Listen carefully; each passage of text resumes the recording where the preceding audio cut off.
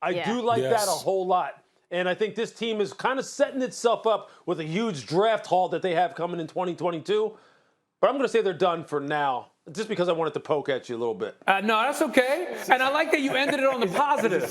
Is he selling hope? Yeah, a little hope. I like that. Made me feel good. Thanks, Lewis. All right, to Kansas City, where the Cowboys and the Chiefs are going to square off in, frankly, one of the most anticipated games of the NFL season on Sunday.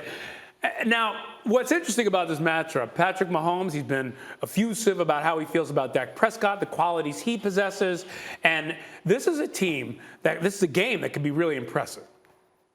So we talk about these guys, and Woody, I'll start with you. Which team will a win say more about on Sunday, the Cowboys or the Chiefs? I'm going to go Kansas City. Mm-hmm. I'm going to go Kansas City because I think that there's been some illusion that that Kansas City is back. Yeah. Kansas City is back, and I think when you're playing against a team like the Dallas Cowboys, I think most people would probably say Dallas Cowboys is one of the best teams in the National Football League, and with the weapons that they have offensively.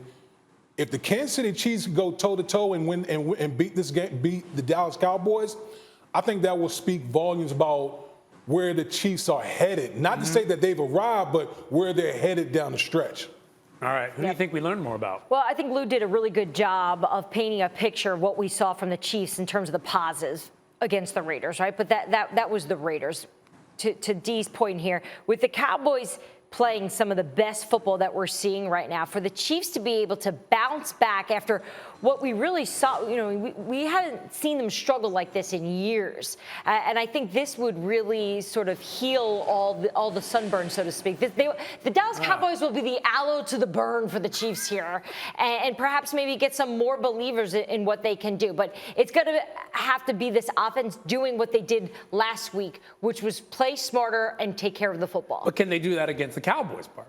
I mean, listen, you talk about an inexperienced defense in the Cowboys. I think they've been punching above their weight class. I think the answer that the Chiefs got is that, okay, we don't have to push the ball on the field and force them to cover two, but what we can do is take advantage with their screen game. So you saw their screen game. Andy Reid and his offense traditionally has always had tremendous screen games. And screen games can be a way of getting explosives because the defense is getting depth in their coverage and the offense line's coming, and they're taking advantage of it. But I think it's important for this defense because you have to sell confidence and they have to have belief. I don't think they really believe, but if they can stop a potent offense like the Dallas Cowboys, it'll go far in selling belief that this team is back. And, sometimes you have to lie to yourselves in order to be able to have the confidence to go and play above your weight class. They need to have that hope, and nobody's better at selling hope than Louis Riddick. So, Louis, I come to you and I ask, what do you do? What do you see as the key matchups in the game within the game between the Cowboys and the Chiefs? Yeah, I think it's this. I think it's the Chiefs' defense. Well, all right, you know what? Let me start this way. I think number one with Dallas is how do they decide to defend Kansas City's offense? Do they take the Las Vegas Raiders approach and say, hey, look, we're going to play man-to-man. We're going to play single high because that's what we do. Because Trayvon Diggs can handle a guy like Tyreek Hill. Because then we're going to get after this quarterback and we'll be able to survive in the back end. You do that, you may be asking for trouble. You may be asking for trouble. You play right into their hands. So that's number one. Number two, then when you want to look at it from the Kansas City Chiefs defensive perspective, I want to know this. What do you decide to take away first? As a defensive coordinator, normally the thing is I don't want my team to be gutted by the run. I don't want them to be demoralized by just being pushed around. And Dallas can push you around. They've shown that. But then if you do that and you expose their corners one-on-one to the Cowboys wide receivers and you let it be simple for Dak as far as knowing where he needs to go with the football, you're asking for trouble there too. So this is a great chess match for both defenses.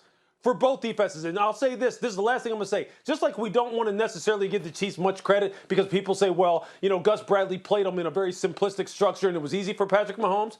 Let's not all of a sudden say, look, just because the Dallas Cowboys just ran over the Atlanta Falcons, let's not all of a sudden say, well, they're back too. Remember, they got stomped the week before by Denver. Both of these teams need to find out something about themselves in this game. Thank you for watching ESPN on YouTube. For live streaming sports and premium content, subscribe to ESPN+.